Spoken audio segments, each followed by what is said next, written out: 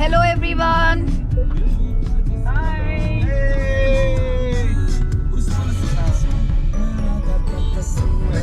Hello. वही लगा लो। Hi karo, hi. Hi. This is our second vlog and today we are going to Hastinapur.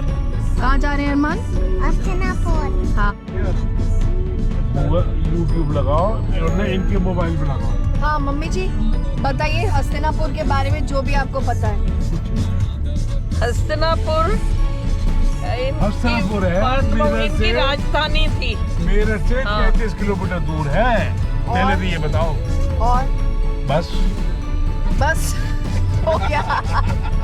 अब आप बताओ। ये हस्तिनापुर जो है वो कौरव इनकी राजधानी थी, पांडवों की। पांडवों की। कौरव पांडव की राजधानी थी। हाँ अच्छा कुरुवंश की राजधानी। कुरुवंश, हाँ मतलब इनकी पूरी फैमिली यहीं पे ही रहती हाँ, थी। मैं आपको बताता हूँ, ये हस्तिनापुर बहुत पुरानी राजधानी थी महाभारत काल की। बहुत पुरानी शहरों में से आता है और यहाँ पे पांडवों और कौरवों का मतभेद यहीं से स्टार्ट हुआ था, जहाँ पे पांडवों ने मांगे थे 5 गांव और कौरवों ने देने से मना कर दिए थे और उन्हें भगा दिया था अपने साम्राज्य से। और उनको बोल दिया गया था कि आप यहाँ से दूर चले जाओ। और उनके लिए एक लाक्षागृह बनवाया था जिसमें कि वो लाख का बना हुआ था।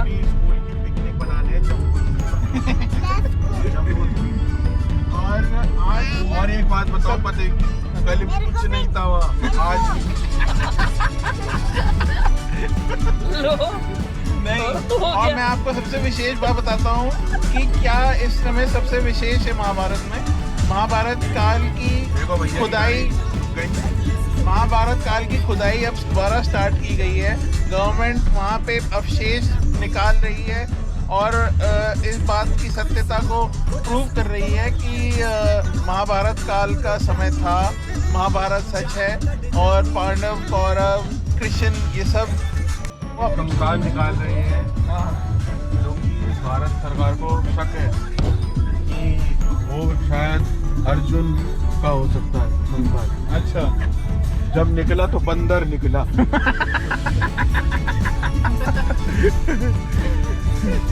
आपको क्या पता है हस्तिनापुर के बारे में? मुझे कल भी कुछ नहीं पता था, मुझे आज भी कुछ नहीं पता।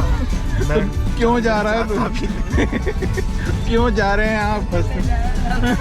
मैं इस पे पत्थर रख के जा रहा हूँ। की सूचना को अभी लिए ये कि खुदाई अब हम आपसे अगली बात कराएंगे सरकारी अभियंता जूनियर इंजीनियर विनोद कुमार एक सुराई मिली थी। भारत सरकार ने कहा खुदाई वो सुराई तुम्हारा सुराही की बात तो पूरी। भारत सरकार ने कहा कि खुदाई हो, कंकाल निकले तो हम इसको एक हेरिटेज साइट में कन्वर्ट। अगले ने वहाँ भी केबल डाल दी BSNL। एक कनेक्शन नहीं लगा। भाई भारत संचार ने तो ये कहा कि भारत सरकार खुदाई कर रही है, लगे हाथ अब अपनी केबल डालें। पुल बेगम से ले आया, ये पुल बेगम से लेके आया हस्तिनापुर तक, एक कनेक्शन नहीं लगाया लोगों ने। हमारी बेगम कहाँ है? अरमान बेगम। पुल बेगम। पापा भी अब अरमान से पूछो, अरमान उसको आप कुछ कहना है? अरमान आप कुछ कहना चाहेंगे? हाँ मैं क्या कहना चाहते हो? ये वाला क्या कहना चाहते हो? मैं मास्टर मार के मैंने भाई, एक बात के बताओ, तौर कहाँ पर जा रहे बोलती हो? हूँ। अरमान कहाँ जा रहे हो? कहाँ जा रहे हो? आरबिया के घर। और भैया के घर। आरबिया के घर जा रहे हो हस्तिनापुर जा रहे हो। कि हस्तिनापुर जा रहे हो? और भैया के आरब भैया क्या जा रहा है भाई? उसे ना मतलब वो आरब भैया क्या ही जा रहा है। तो हमने क्या जयकारा लगा दिया है? जयकारा लगवा दीजिए एक बार। हस्तिनापुर पहुंचने के बाद जयकारा लगवाएंगे। नहीं, अभी रास्ते के स्टार्ट में भी। ताकि हम ये बताएं दरबार की जय। बोल वीनू पापा की जय। पापा की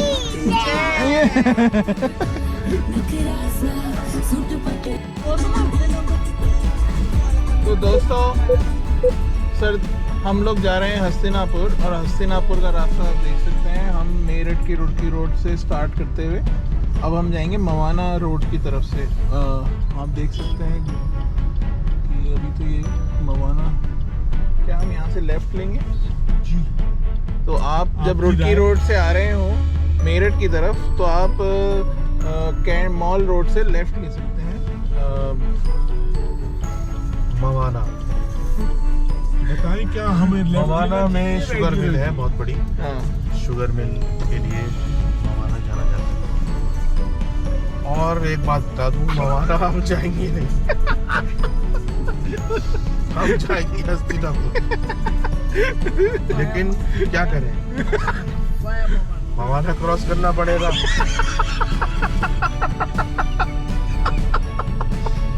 क्योंकि हमारे पापा को हस्तिनापुर देखना था। लेकिन जम्बूद्वीप पे लिफ्ट लग गई है। मैं तो गाड़ी मैं तो जा रहा हूँ इसलिए क्योंकि भैया जम्बूद्वीप पे पापा कहते चले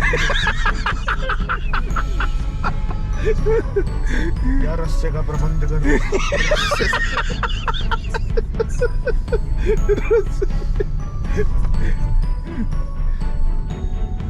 ये देख सकते हैं आप मॉल रोड पे कितना ट्रैफिक बढ़ गया है आजकल, गाड़ियाँ।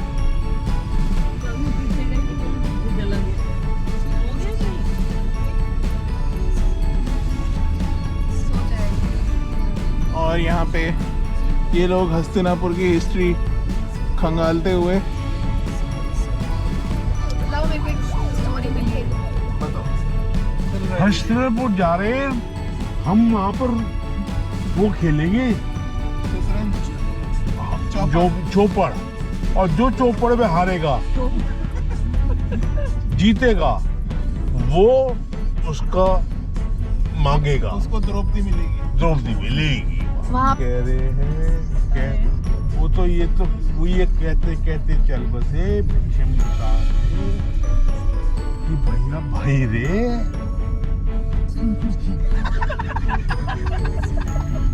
जो गंगापुत्र थे भीष्म, जो गंगापुत्र भीष्म थे वो कभी भी गद्दी पर नहीं बैठ पाए।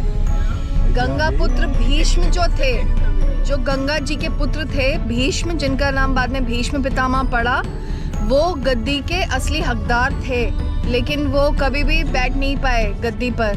क्योंकि क्विज खेलते हैं, देखते हैं आप लोगों की महाभारत की नॉलेज कैसी है। द्रुपद नहीं, धृतराष्ट्र मुझे को बता दो, युधिष्ठिर ने 5 सवाल पूछे थे। 5 गांव मांगे थे। अरे युधिष्ठिर, यक्ष ने युधिष्ठिर से 5 सवाल क्या पूछे थे? Continue on National Highway 34 for 16 आप बताएं। kilometers. भाई मैं ये जब देख- हाई स्कूल का इम्तिहान दे रहा था, अच्छा बताइए। अंकित से मैं सवाल पूछता हूँ तब कि जब महाभारत चल रहा था तो धृतराष्ट्र को महाभारत की ग्राउंड सिचुएशन कौन बता रहा था?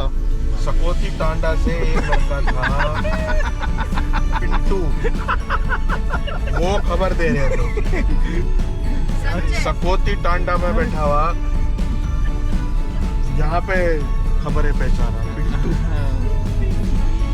अब हम ये सवाल पूछेंगे माता जी से कि कौन धृतराष्ट्र को महाभारत ग्राउंड से कौन लाइव टीवी दिखा रहा था?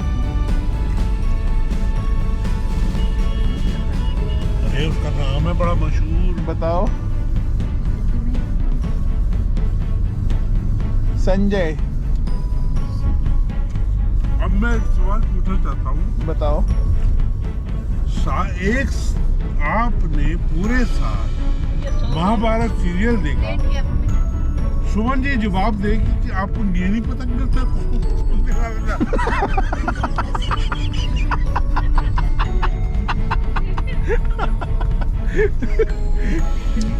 पता है तो जवाब दे, नहीं पता तो ये बताएंगे क्यों नहीं पता।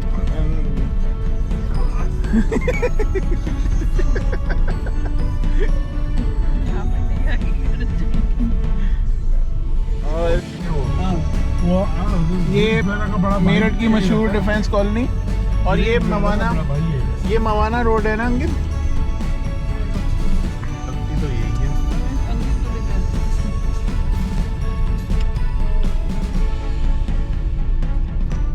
बढ़िया अमरूद खाए जा रहे हैं। शिवांगी ले लो। मलाई चाप वाले यहाँ भी आ गए। वीर जी मलाई चाप वाले। और इस रास्ते में मैं देख रहा हूँ काफी अच्छे फल वगैरह। ये गांव मांगे थे क्या? पांडवों ने ये वाले गांव मांगे थे, श्रीपत, बागपत, सोनीपत, पानीपत, तिलपत। नहीं, वर्णावत भी मांगा था। इसमें नहीं।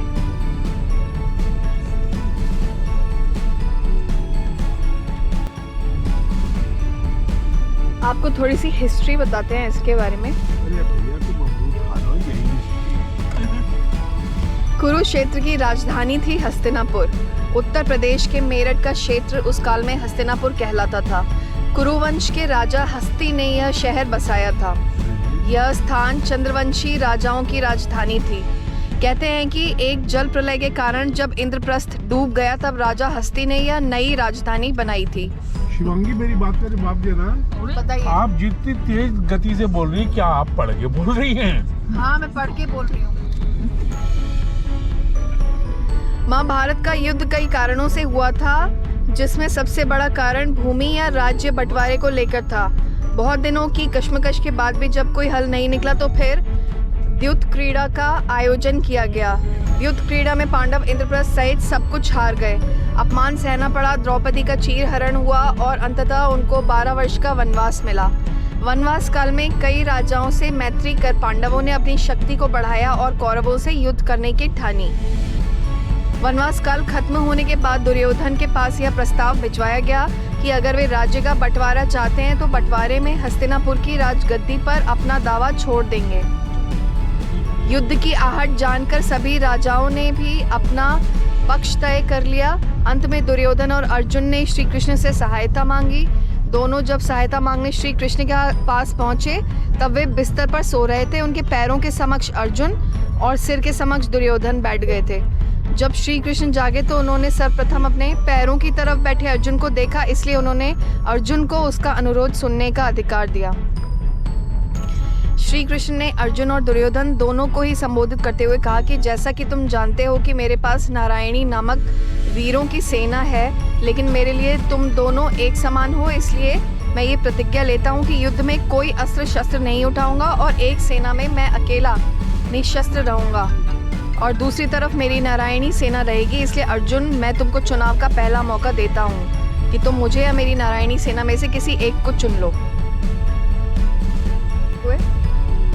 श्री कृष्ण की ये बात सुनकर दुर्योधन घबरा गया, क्योंकि श्री कृष्ण ने दुर्योधन को और अर्जुन को दोनों को ऑप्शन दे दिया था कि मेरे पास जो सेना है, या तो तुम मेरी सेना चुन लो या फिर मैं एक अकेला किसी के साथ लड़ूंगा भी नहीं, बस निशस्त्र रहूंगा, लेकिन रहूंगा मैं किसी एक के साथ और दूसरे को सेना मिल जाएगी, तो तुम लोग चुन लो। ये ऑप्शंस दिए थे भगवान श्री कृष्ण ने अर्जुन को और दुर्योधन को। अब ये बात सुनकर दुर्योधन घबरा गया। सोचने लगा कि निश्चित ही अर्जुन तो नारायणी सेना मांग लेगा, जो कि बहुत ही शक्तिशाली है। यदि ऐसा हुआ तो मैं निशस्त्र श्री कृष्ण का क्या करूंगा। वह सोच में पड़ गया कि क्या करूं अब मैं। तो उसने अर्जुन ने बड़ी विनम्रता से श्री कृष्ण से कहा कि आप चाहे कोई शस्त्र उठाएं ना उठाएं, आप लड़ें या ना लड़ें, लेकिन आपके पास आपसे मैं विनती करता हूं कि आपको ही अपनी सेना में चाहूंगा। यह सुनकर दुर्योधन मन ही मन खुश हो गया कि चलो अच्छी बात है, उसने श्री कृष्ण को अपने लिए मांग लिया तो अब मुझे सेना मिल जाएगी। इसके बाद भीष्म पितामह के कहने पर धृतराष्ट्र ने संजय को दूत बनाकर पांडवों से मित्रता और संधि का प्रस्ताव देकर भेजा। संजय ने उपलव्य नगर जाकर युधिष्ठिर से मुलाकात की और संधि का प्रस्ताव रखा। युधिष्ठिर यही चाहते थे कि युद्ध न हो, फिर भी उन्होंने श्री कृष्ण की सलाह लेना उचित समझा और पांडवों की ओर से शांतिदूत बनाकर श्री कृष्ण को हस्तिनापुर भेजा। उसने संजय को यह कहकर भेजा कि यदि वो उनको केवल 5 गांव ही दे दे तो वे संतोष कर लेंगे और संधि कर लेंगे। राजदूत संजय के साथ श्री कृष्ण हस्तिनापुर के लिए रवाना हो गए। वहां श्री कृष्ण ने पांडवों को संधि प्रस्ताव की शर्त को रखा। दुर्योधन ने अपने पिता को संधि प्रस्ताव स्वीकार करने से रोकते हुए कहा कि पिताश्री, आप पांडवों की चाल समझे नहीं, वे हमारी विशाल सेना से डर गए हैं, इसलिए केवल 5 गांव ही मांग रहे हैं और अब हम युद्ध से पीछे नहीं हटेंगे। सभा में श्री कृष्ण बोले, हे राजन, आप जानते हैं कि पांडव शांति प्रिय हैं, लेकिन इसका मतलब ये नहीं है कि वे युद्ध के लिए तैयार नहीं हैं। पांडव आपको पिता स्वरूप मानते हैं, इसलिए आप ही उचित फैसला लें। श्री कृष्ण ने अपनी बात जारी रखते हुए दुर्योधन से कहा कि दुर्योधन, मैं तो केवल इतना चाहता हूँ कि तुम पांडवों को आधा राज्य लौटाकर उनसे संधि कर लो। अगर ये शर्त तुम मान लो तो पांडव तुम्हें युवराज के रूप में स्वीकार कर लेंगे। धृतराष्ट्र ने समझाया कि पुत्र, यदि केवल 5 गांव देने से युद्ध टलता है तो इससे बेहतर क्या हो सकता है, इसलिए अपनी हट छोड़कर पांडवों से संधि कर लो ताकि ये विनाश टल जाए। दुर्योधन अब गुस्से में आकर बोला कि पिताश्री, मैं एक तिनके की भूमि भी पांडवों को नहीं दूंगा और अब फैसला केवल रणभूमि में ही होगा। धृतराष्ट्र के बाद भीष्म पितामह और गुरु द्रोण ने भी दुर्योधन को समझाया, लेकिन वो अपनी हट पर अड़ा रहा और उसने अपनी मां गांधारी की बात भी नहीं मानी। तब शांतिदूत बने श्री कृष्ण को ज्ञात हो गया कि अब शांति स्थापना की संभावना लुप्त हो चुकी है और वो वापस उपलव्य नगर लौट आए। इसके बाद से युद्ध की तैयारी शुरू हो गई थी, पांडवों की तरफ से भी और कौरवों की तरफ से भी। और ये 5 गांव थे जो उन्होंने मांगे थे। श्रीपत, अभी शायद उसको सिही बोलते हैं, या इंद्रप्रस्थ, बागपत, सोनीपत, पानीपत, तिलपत, ये 5 गांव थे।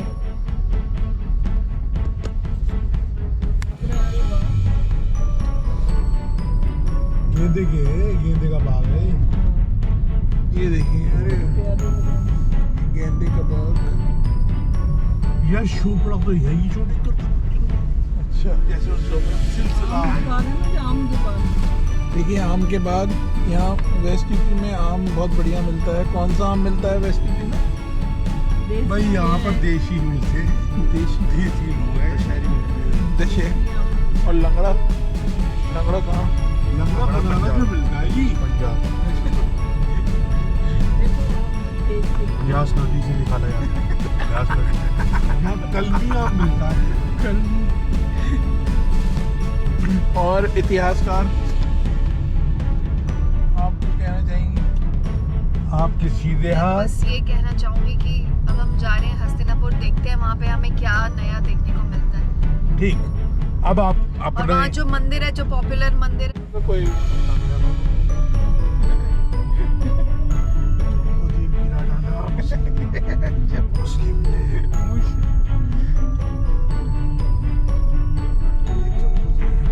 अब हम जा रहे हैं, यहाँ पे आप मैप पे देख सकते हैं। अब मवाना रोड पे 13 किलोमीटर है अभी भी। 18 हमारा तो रास्ता है। ये देखिए, आपको दिख सकता है विपासना मेडिटेशन सेंटर। अच्छा, यहाँ पे भी विपासना का है। मैं करने आऊँगा, पता है 9-10 दिन का होता है और दुनिया से डिस्कनेक्ट कर देते हैं। तो विपासना में आपके पास ना मोबाइल ना यहाँ नहीं, वो जयपुर में करनी है। ये अच्छा, यहाँ पे विपासना केंद्र है। दोस्तों, अगर आप अपने घर वालों से परेशान हो, दुखी हो, यहाँ 9-10 दिन के लिए पाए। एक अपने आप से और दूसरा कौन? दूसरा भी अपने एक तेरे से, एक तेरी अम्मा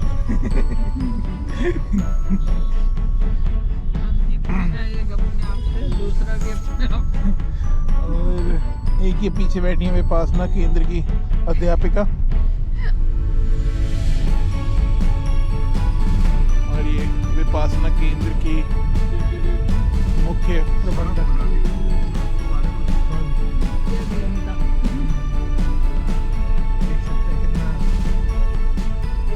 ऐसा भी लग रहा है कि महाभारत काल में वापस आ गए हैं। ये बेटा पांडु,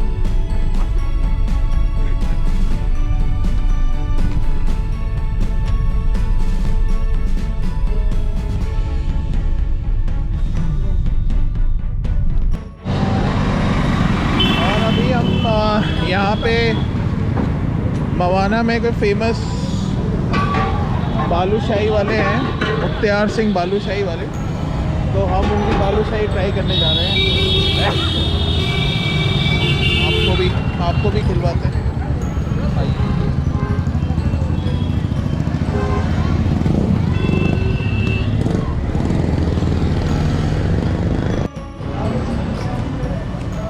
और अभी हम कहाँ पे हैं भैया? ये कौन सी दुकान? मवाना में मुख्तियार सिंह बालूशाही वाले। भैया आपकी बालूशाही काफ़ी फेमस है। ये इनकी बालूशाही।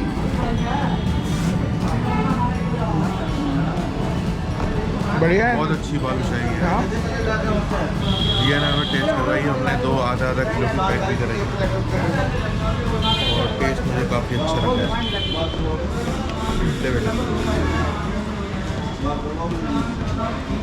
ये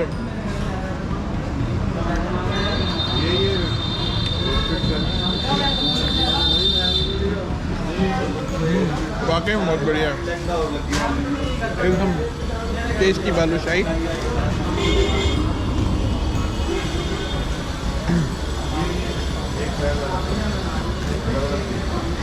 ये ले ले।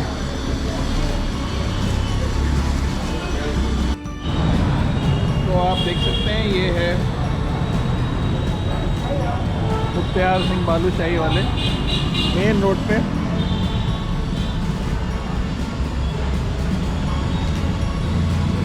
ये भैया यही मिलेंगे आपको यहाँ पे। अच्छा भैया, ये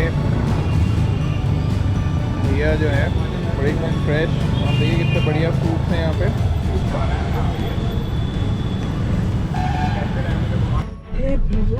अब आप देख सकते हैं ये जम्बू द्वीप, यहाँ से राइट लेके हस्तिनापुर 5 किलोमीटर। ये देखिए सीधे हस्तिनापुर 4 किलोमीटर दूर। जम्बू द्वीप जो है जैनियों का बहुत प्रसिद्ध तीर्थ स्थल है। और अभी लेकिन हम जहाँ सीधे जा रहे हैं वो है पांडव टीला, जहाँ पे इस टाइम खुदाई चल रही है आर्कियोलॉजिकल सर्वे ऑफ इंडिया के द्वारा। सीधी सड़क आपको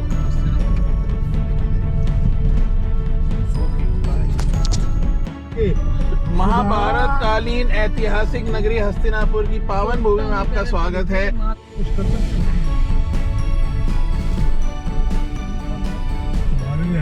देखिए कितना बढ़िया पुराना महाभारत काल का शहर है ये। कितना पुराने पेड़ लग रहे हैं।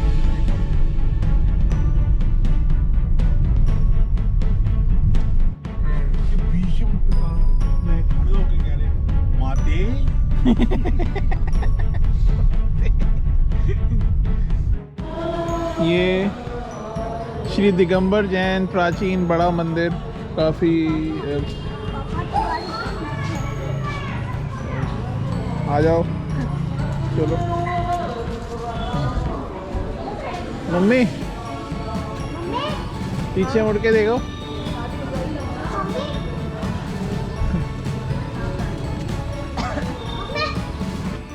अब हम जा रहे हैं पांडव टीला, वहाँ पे एक्चुअल खुदाई हो रही है। यहाँ से लेफ्ट है। हाँ ये इससे मेरे को ध्यान आ गया, यहाँ से ऊपर हम यहाँ गए हुए हैं ना। हाँ यहाँ गए थे ऊपर और यहीं कहीं है खुदाई। अभी हम बहुत प्राचीन मंदिर पांडेश्वर मंदिर पे हैं। देखिए कितना प्राचीन मंदिर है। यहाँ पे बहुत सारे मंकीज़ हैं। बहुत पुराना प्राचीन मंदिर है ये। और ये देखिए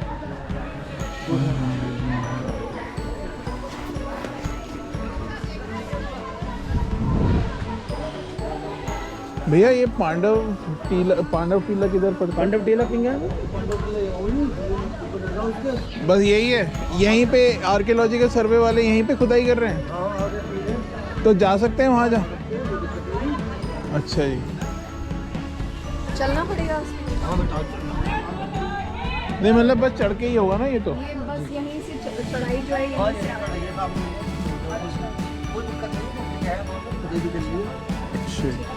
चल उतारो।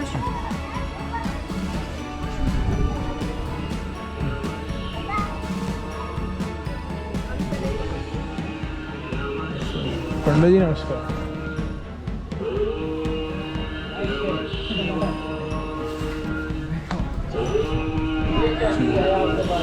है जी, ये क्या चीज़ है? पंडित जी ये है कैमरा। अच्छा जी। ये पंडित जी अब हम यहाँ पे पहली बार आए हैं, अच्छा जी। तो आप इस मंदिर की क्या विशेषता बताना चाहेंगे? ये मंदिर बहुत पुराना है जी, प्राचीन काल महाभारत, ये भीम का लगाया हुआ पेड़ है जी। ये भीम का लगाया हुआ पेड़ है। हाँ जी। अंकित आ जाओ। हाँ जी। ये कौन सा पेड़ है? पीपल का पेड़ है? बरगद का है, बरगद का। बरगद का पेड़ है। हाँ जी। और अंकित ये पेड़ उनका लगाया हुआ है, भीम का लगाया हुआ है। और कुछ पूछना चाहते हैं? और पांडव यहाँ पे कर्ण पूजा करने आते थे? कर्ण तो भद्रकाली जाते थे, भद्रकाली यहाँ से 5-6 किलोमीटर भद्रकाली माई है यहाँ जी। वो देखो छीन ले गया, वो संभल के रहना भैया। बंदर बहुत तेज है, यहाँ बंदर बहुत रहते हैं। देखिए ना हाँ कि जी। कुछ है उनके हाथ तो में खाने का। हाँ पंडित। हाँ जी, मैं पंडित जी नहीं हूँ। अच्छा। बाबा जी हूँ, नागा बाबा। अच्छा, नागा बाबा। हाँ जी, सनातन धर्म श्री पंथ स्नाम जूना खाड़े। अच्छा जी। शिष्य रमन गिरी महाराज के शिष्य हूँ मैं। दिल्ली दरबार बाबा शांति साई मठ। अच्छा जी। जी जी। बाकी हाँ जी। ये महाभारत काल का मंदिर है? जी जी जी। यहाँ पर पांडवों को दर्शन दिए थे। अच्छा। हाँ जी, पांडवों को दर्शन देके तो यहाँ पर भजन भी करते थे। और ये चारों जो बने हैं ना, भजन भी करते थे, आरती भी करते थे, आरती पूजा करते थे, उनको दर्शन दिए थे। और ये इसके पीछे किला भी था। अच्छा। जो पेड़ लगे वो किले हैं। अच्छा, तो ये ऊपर अभी यही खुदाई चल रही है? हाँ जी, उसके अंदर खुदाई चल रही है, मगर जाने नहीं दे रहे हैं किसी को। अच्छा। हाँ, एंट्री मना हो। पहले पीछे से जाते थे देखने के लिए, और चुप्पे से देखने जाते थे, इसलिए मना कर दिया गया उन लोगों को। अभी हम यहाँ से मतलब कुछ भी नहीं देख सकते यहाँ ना से? ना ना, मैं सब वहाँ पर पुलिस लगाती है यहाँ। अच्छा। और तो उसको क्या कहते हैं, जो वन विभाग के होते हैं वो उन्होंने सब पुलिस फोर्स लगा दिया है। अच्छा। उसके अंदर खुदाई हो रही है, दीवार मिल चुकी है। अच्छा। और तलवार भी मिली थी। अच्छा जी। हाँ जी, ऐसा नहीं इतनी बड़ी की, कम से कम 80 किलो की तलवार और भाला मिला था। अच्छा जी। हाँ जी। यहाँ पे यही जो ये ऊपर जो टीला हाँ, है? ये किला है, वो किला है पूरा। अच्छा। पांडवों का। अच्छा। हाँ जी। और यहाँ पर खाली वो पांडवों का किला है। ये भीम का लगाया हुआ पेड़ है। ये भीम का ये लगाया लगा भोलेनाथ। है ये पे। हाँ जी। ये यहाँ पर दर्शन दिए थे भोलेनाथ की, पूजा सेवा करते, पूजा आरती करते थे, भजन करते थे। ये किनारे किनारे जो कोने पे बना है ना, ये यहाँ पे भजन करते थे। अच्छा। हाँ जी। अच्छा, ये जो 4 बने हुए हैं? हाँ जी। ये 5 हो गए। अच्छा जी। 5 पांडव, 5 अच्छा। बने। अच्छा, 1 2 3 4 हर कोने में और एक हाँ जी। 5 पंच में सब भगवान होते हैं 5। हाँ जी, बहुत बढ़िया, धन्यवाद आपका, आपने हमें इतनी। इसके आगे कुआं है, हाँ। और पीछे गुफा भी बना है। अच्छा। जो पांडवों का है। इनको बता दो भाई जाके, इनको गुफा ऊपर। आ यहाँ पे हाथ जोड़ो।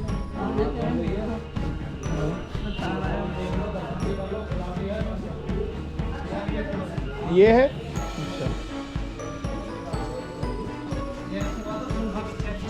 अच्छा भैया, जो खुदाई चल रही है वहाँ से कहाँ से जाएं?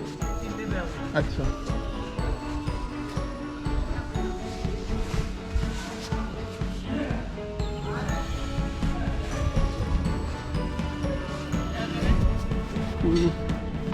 ये कुआं है, और वो तो टीले पे ऊपर उधर।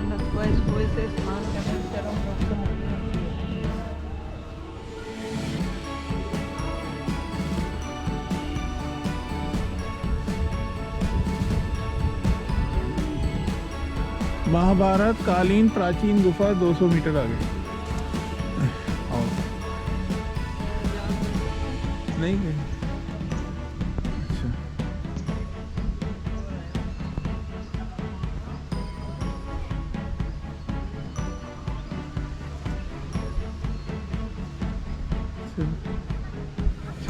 जाने थोड़ी देंगे। हाँ।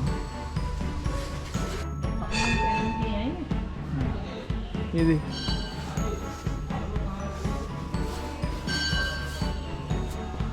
ये देखिए कितनी पुरानी मूर्तियां हैं। यहाँ पे कहीं पे आगे जाके गुफा भी है, प्राचीन काल की, महाभारत काल की गुफा है 200 मीटर आगे। ये बता रहे हैं, ये जो 4 ऐसे बने हुए हैं, यहाँ 5 पांडव, 4 ये, और बीच में शिव जी का मंदिर, यहाँ पे वो लोग पूजा करते थे।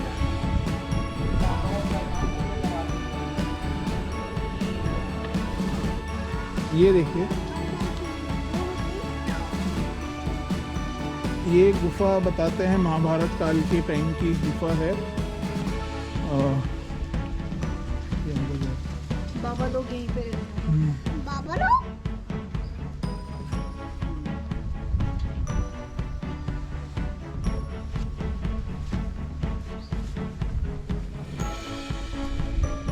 पांडव टीला, जहाँ पर ASI वालों की खुदाई चल रही है। हम लोग उसी की तरफ जाने की कोशिश कर रहे हैं।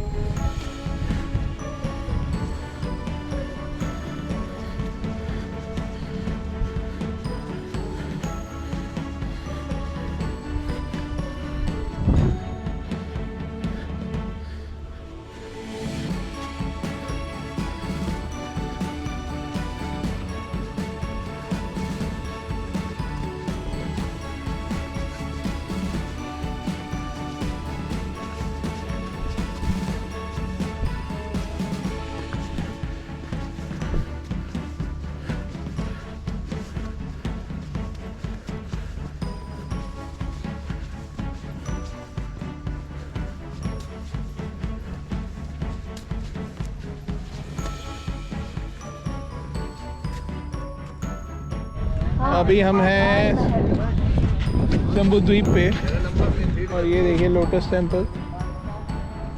एलिफेंट दिखाऊं? एलिफेंट, हाँ देख के कार आ रही है।